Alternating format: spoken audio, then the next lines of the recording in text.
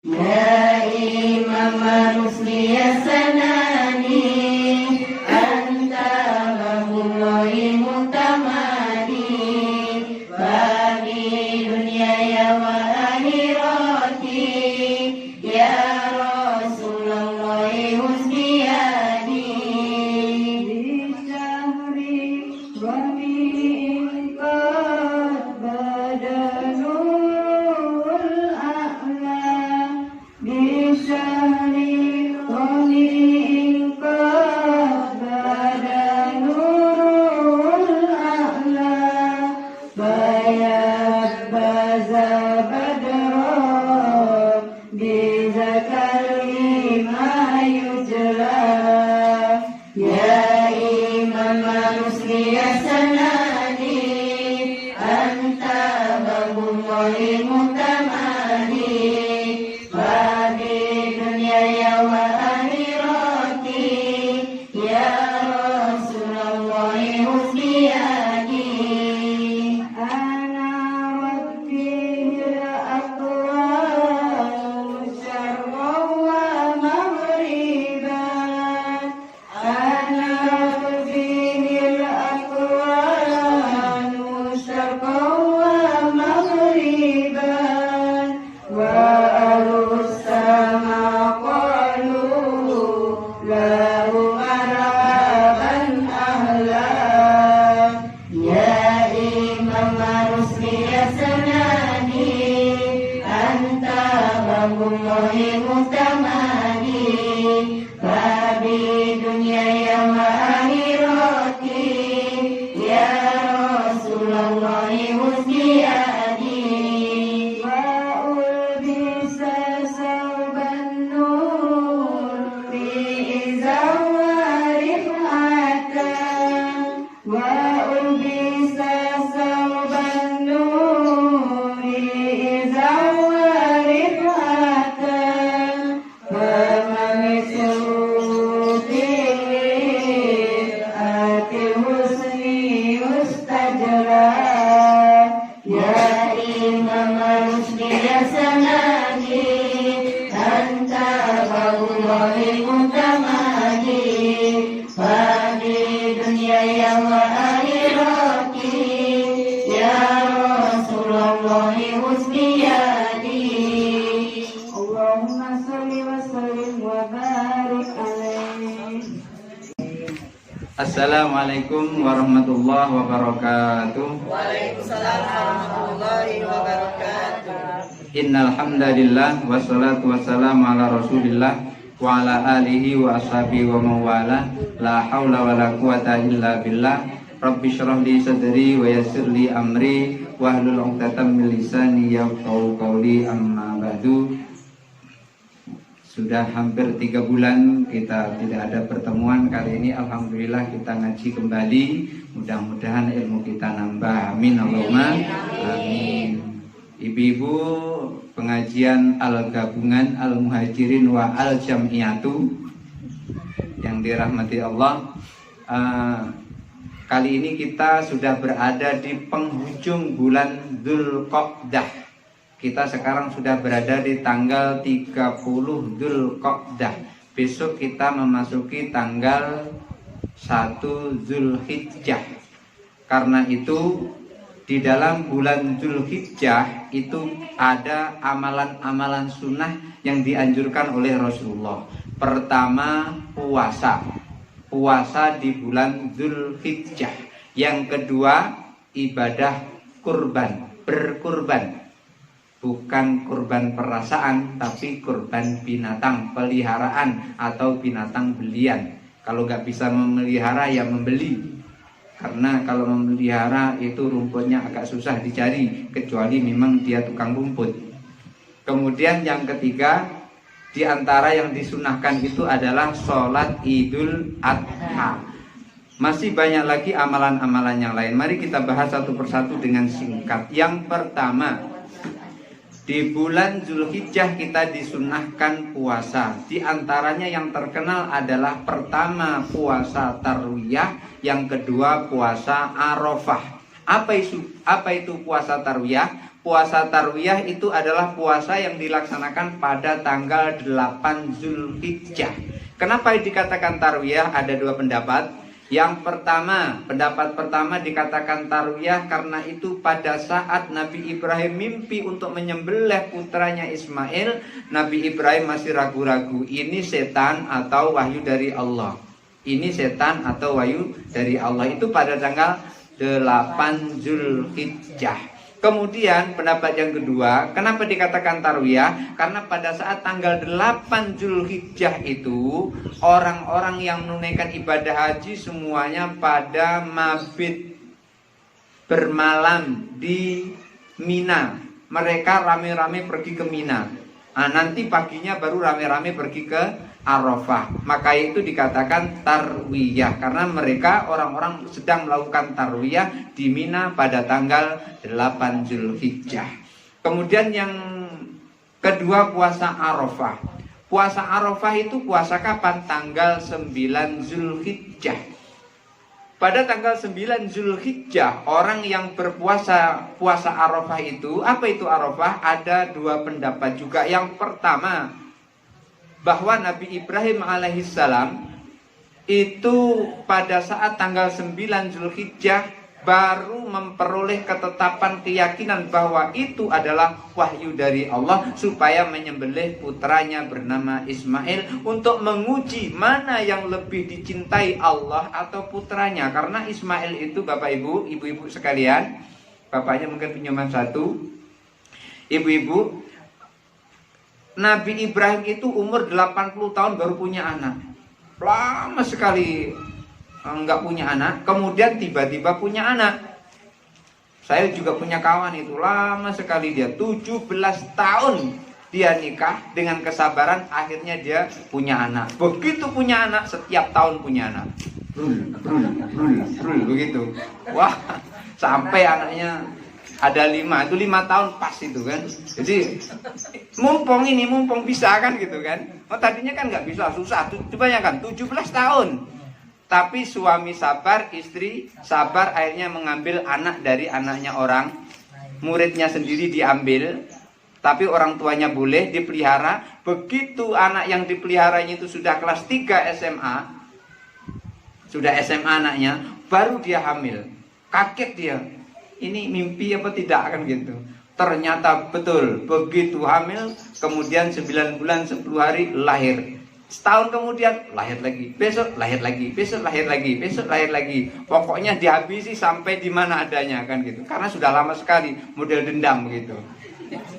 Jadi orang kalau lama tidak punya anak, terus punya anak, itu senang bukan main kepada anak. Akhirnya Allah uji Nabi Ibrahim, senang anak atau cinta kepada Allah. Akhirnya disuruh menyembelih. Karena kepatuhannya Nabi Ibrahim pada Allah, dia mengikuti perintah Allah untuk menyembelih Nabi Ismail alaihissalam. Itu keyakinan muncul pada tanggal 9 Zulhijjah, maka disebut dengan Arafah. Arafah itu artinya tahu, sudah mengetahui kalau itu adalah wahyu dari Allah. Pendapat kedua, dikatakan Arafah adalah pada saat tanggal 9 Zulhijjah itu orang-orang yang menunaikan ibadah haji semuanya ngumpul di padang Arafah. Rame-rame semuanya berpakaian putih, tidak ada beda antara orang kaya dan orang miskin. Semuanya pakaiannya yang laki-laki cuma dua, satu untuk selendang, satu untuk kain. Tidak ada lebih dari itu, nggak ada yang pakai jaket, nggak ada yang pakai jas.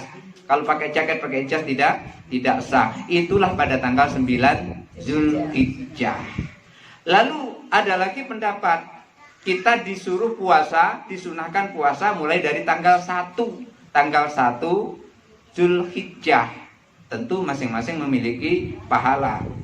Hanya saja saya ingin menyampaikan, orang yang berpuasa pada tanggal 9 Zulhijjah itu dosanya akan diampuni 1 tahun yang lalu dan 1 tahun yang akan datang. Itu baru tanggal 9 Zulhijjah, belum tanggal 8-nya. Dulu pernah ada seorang bernama Mujibah Al-Bahili namanya, Al-Bahiliyah, Mujibah Al-Bahiliyah. Mujibah Al-Bahiliyah ini tadinya badannya kekar, badannya gemuk begitu. kemudian dia menemui dengan Rasulullah. Karena dia rindu kepada Rasulullah, dia bertemu kepada Rasulullah. Begitu ketemu Rasulullah, kemudian dia sudah cukup bertemu dengan Rasulullah, akhirnya dia pamit, terus dia meninggalkan Rasulullah. Setahun kemudian dia mendapati Rasulullah lagi. Dia menghadap kepada Rasulullah lagi. Lalu dia ngomong kepada Rasulullah, "Ya Rasulullah, arifni, ajari aku ya Rasulullah." Akhirnya Rasulullah ini agak heran menatap Mujibah Al-Bahiliyah ini. Lalu ditanya, "Man anta? Kamu siapa?" Ditanya oleh Rasulullah, "Kamu ini siapa?" Kemudian beliau menjawab, "Ana Bahiliyah. Aku ini Bahiliyah ya Rasulullah, yang setahun lalu ketemu denganmu." "Oh, kok bentukmu sekarang berubah?" gitu. Dibilang, "Kok bentukmu sekarang berubah? Dulu gemuk kok sekarang kurus. Emang ada apa?" gitu. Jadi tanya begitu, "Dulu gemuk kok sekarang kurus, ada apa denganmu?" Kira-kira begitu. Bahasa sinetronnya begitu. "Ada apa denganmu?" Kemudian dijawab oleh Bahiliyah, "Ma'akal tutulan nahari illa lailan." Aku tidak makan ya Rasulullah kecuali di malam hari. Di siang hari aku tidak makan kecuali di malam hari selama 1 tahun. Jadi Bahiliyah ini selama 1 tahun siang tidak makan, makannya cuman malam. Artinya puasa terus. Kemudian Rasulullah menjawab, "Kenapa kamu nyiksa diri seperti itu?" gitu. Ditanya oleh Rasulullah, "Kenapa kamu nyiksa diri seperti itu?" Lalu sum yauman kulla syahrin. "Kenapa kamu nyiksa diri seperti itu? Kalau kamu pengen tidak makan, puasalah kamu 1 hari setiap bulan. 1 hari setiap bulan." Kemudian Bahiliyah menjawab, "Zidni wa ana qawiyun." "Tambahi ya Rasul, jangan cuma 1 hari, aku kuat," katanya. "Jangankan 1 hari, 1 tahun aku kuat." "Zidni, tambahi ya Rasul, jangan cuma 1 hari." Lalu Rasulullah menjawab, "Sum yaumaini fis syahri." Puasalah 2 kali dalam 1 bulan. Dijawab lagi oleh Mujibah Al-Bahiliyah ini, "Zidni ya Rasul wa ana qawiyun." Tambah lagi ya Rasul, aku kuat. Cuman 2 hari itu masih belum apa-apa, kira-kira begitu. Lalu Rasulullah menjawab, "Sum thalatha ayyamin kulla syahrin." Puasalah 3 hari setiap bulan. Ini yang disebut dengan puasa bayat. Tanggal 13, tanggal 14, tanggal 15 setiap bulan. Nah, mendengar itu, Mujibah Al-Bahiliyah masih tetap ada rasa keinginan lagi untuk tahu itu, untuk minta tambah. Lalu dia jawab, "Zidni ya Rasulullah wa ana qawiyun." Tambah lagi ya Rasulullah wa ana qawiyun. Lalu ketika Bahiliyah menjawab, "Aku kuat ya Rasulullah, kalau cuma 3 hari masih kurang," kira-kira begitu. Lalu Rasulullah ya agak geram melihat ini kok tamak betul untuk ibadah gitu kan. Tapi tamak untuk ibadah itu bagus Ibu ya. Tamak untuk ibadah itu bagus. Tapi kalau tamak untuk belanja itu ya harus kira-kira gitu kan. Tamak untuk ibadah bagus, tamak untuk belanja ditengok dulu dompetnya. Jangan di dompet ada 1 juta, belanjanya 1.200.000. Nanti tekor. Iya, akhirnya suaminya balik dulu. Beli nukar jam ke toko. Nambahin gitu. Nah, tamak dalam ibadah bagus. Akhirnya Rasulullah jawab, "Sum salasa ayyamin, sum salasa ayyamin, sum salasa ayyamin." 3 kali mengatakan begitu dengan menggerakkan jarinya 3 kali. Itulah yang disebut dengan puasa mulai dari tanggal 1 Zulhijjah sampai pada tanggal 9 Zulhijjah. Ibu-ibu yang dirahmati Allah, jadi puasa 9 hari di bulan Zulhijjah ini riwayatnya banyak sekali. Di antaranya adalah riwayat dari Mujibah Al-Bahiliyah. Itu dijelaskan di dalam kitab Majmu' Syarhil Muhadzab halaman 606. Jadi di bulan Zulhijjah ini amalan pertama adalah puasa. Amalan kedua berkorban. Ada sebuah hadis dari Ummu Salamah. Hadis dari Ummu Salamah itu di sini dikatakan, hadis dari Ummu Salamah itu dikatakan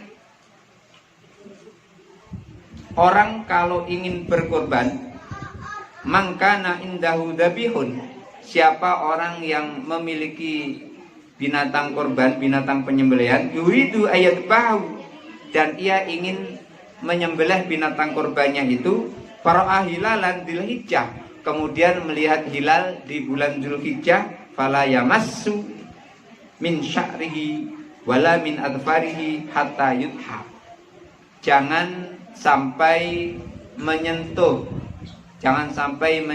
rambutnya dan menyentuh kukunya sampai binatang sembelihan itu dipotong. Inilah hadis yang banyak sekali memiliki pendapat, artinya banyak ulama memiliki pendapat, tapi pendapat ulama yang berbeda-beda itu adalah rahmah buat kita tinggal milih yang mana.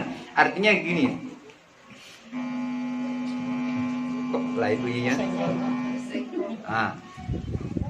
Kalau ada orang mau menyembelih binatang kurban, itu dikatakan tidak boleh memotong rambutnya. Tidak boleh memotong rambutnya. Nah, ini kepada siapa ini? Nya orang apa nya binatang? Rambut di sini seharusnya bisa katakan bulu, tidak boleh memotong bulunya. Maka dia ada dua pendapat. Satunya kembalinya kepada binatang, karena binatang itu tidak boleh dipotong, digunduli rambutnya apa bulunya. Misalnya binatang apa, kambing gibas, kambing apa yang banyak bulunya itu, beri-biri ya, kambing biri-biri atau beri-beri ya, biri-biri itu kan dipotong anunya tuh, dipotong bulunya untuk kain wol, itu tidak boleh dipotong seperti itu. Adanya yang kedua kembali kepada orangnya, kepada pemiliknya, yaitu rambutnya si pemilik. Misalnya waepa yang mau kurban, ya waepa potong rambutnya, itu nggak boleh. Mulai tanggal 1 sampai tanggal 10. Itu salah satu pendapat, dan dikatakan di dalam Majmu' Muhadz itu adalah pendapat syadz, pendapat yang aneh. Pendapat ini pendapat lemah. Maka dalam hal ini kita tidak boleh memotong kuku itu ada 5 pendapat. Pendapat pertama namanya makruh tanzih. Memotong kuku, memotong rambut itu namanya makruh tanzih. Makruh tanzih itu artinya dikerjakan tidak apa-apa, ditinggalkan mendapat pahala. Itu namanya makruh tanzih. Jadi motong kuku boleh, motong rambut boleh, tidak ada dosa di situ. Yang kedua hukumnya namanya makruh tahrim. Makruh tahrim itu ada ulama mengatakan makruh tahrim yang seperti itu. Makruh tahrim itu artinya dikerjakan itu mendapat hukuman, ditinggalkan mendapat pahala. Kemudian ada lagi pendapat yang ketiga, itu namanya makruh halqi dunal qalam. Yang tidak boleh itu hanya memotong rambut saja, tidak boleh motong rambutnya, tetapi boleh motong kukunya. Khawatir nanti kalau kukunya panjang nyakar suaminya pula, kan begitu. Maka boleh motong kuku, tapi kalau motong rambut tidak boleh. Makruh ini, makruh artinya dilaksanakan itu tidak apa-apa. Model macam makan jengkol gitu, yang suka makan jengkol gitu, apalagi jengkol digulai, masya Allah enaknya bukan main. Jadi nggak bisa meninggalkan gulai jengkol itu. Gulai jengkol, kemudian lalapnya kabau, sambelnya pete, masya Allah enaknya bukan main. Besok toksin di tubuh keluar kalau bentuknya jadi wangi kamar mandinya. Jadi makruh itu dilaksanakan tidak apa-apa, ditinggalkan mendapat pahala. Yang pendapat yang ketiga, la karahata innama huwa khilaful ula. Yang pendapat keempat ini bahkan tidak makruh sama sekali. Artinya dilaksanakan juga nggak apa-apa, ditinggalkan juga nggak apa-apa. Motong rambut juga nggak apa-apa, tidak dipotong juga nggak apa-apa. Motong kuku juga nggak apa-apa, tidak dipotong kukunya juga tidak apa. Nah, ini pendapat yang keempat. Lalu pendapat yang kelima, la yakrahu illa liman dakhala alail asyru wa ainu adhiyati. Makruhnya itu kecuali kalau sudah masuk tanggal 10 Zulhijjah. Jadi kalau sudah masuk tanggal 10 Zulhijjah, makruh memotong rambut, makruh memotong kuku sampai binatang kurbannya dipotong. Jadi ada 5 pendapat ini, tinggal ibu-ibu mau pilih yang mana. Masing-masing boleh, karena ini adalah semuanya pendapat ulama. Maka dikatakan ikhtilaful ulama'i rahmah. pendapat para ulama yang berbeda itu merupakan rahmat, kemudahan buat kita. Gak tahan kita motong rambut, yang ikuti pendapat yang keempat. Tahan kita motong rambut dari tanggal 1 sampai tanggal 9, yang ikuti pendapat pertama.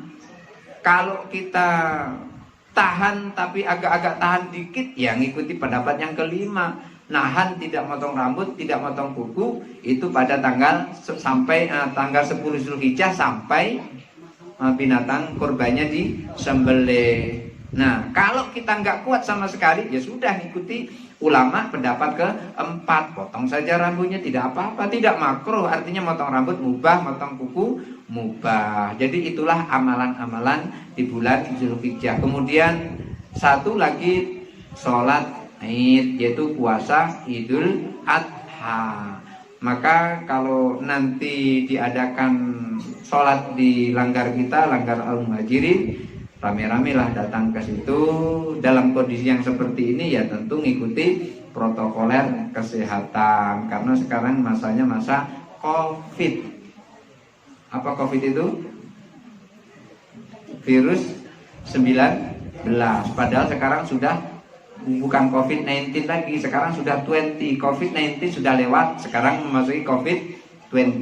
Jadi COVID-19 sudah lewat, sekarang memasuki COVID tahun 2020. Mudah-mudahan nanti Desember sudah hilang semuanya. Amin Allahumma amin. Hadzanallahu wa iyyakum ajmain. Assalamualaikum warahmatullahi wabarakatuh. warahmatullahi wabarakatuh. Ya Imam Rusli ya sanani, anta babullahi mutamadi, babi dunia ya wa akhirati, ya Rasulullah husniyadi. Di syahri Rabi'in qad badanul a'la, di syahri Rabi'in qad badanul a'la, bayat baza badra, di zakari ma yujla. Ya Imam Rusli ya sanani, anta babullahi mutamadi, babi dunia ya wa akhirati, ya Rasulullah husniyadi. Ana rabbihil aqwal syarqa wa maghriban, ana rabbihil aqwal syarqa wa maghriban, wa al-sama qalu lahu marhaban ahlan. Ya Imam Rusli ya sanani, anta babullahi mutamadi, babi dunia ya wa akhirati, ya Rasulullah husniyadi. Wa ulbisa sauban nur fi izawari hatan, wa ulbisa sauban nur fi izawari hatan, faman sutil atil husni mustajra. Ya Imam Rusli ya sanani, anta babullahi mutamadi, babi dunia ya wa akhirati, ya Rasulullah husni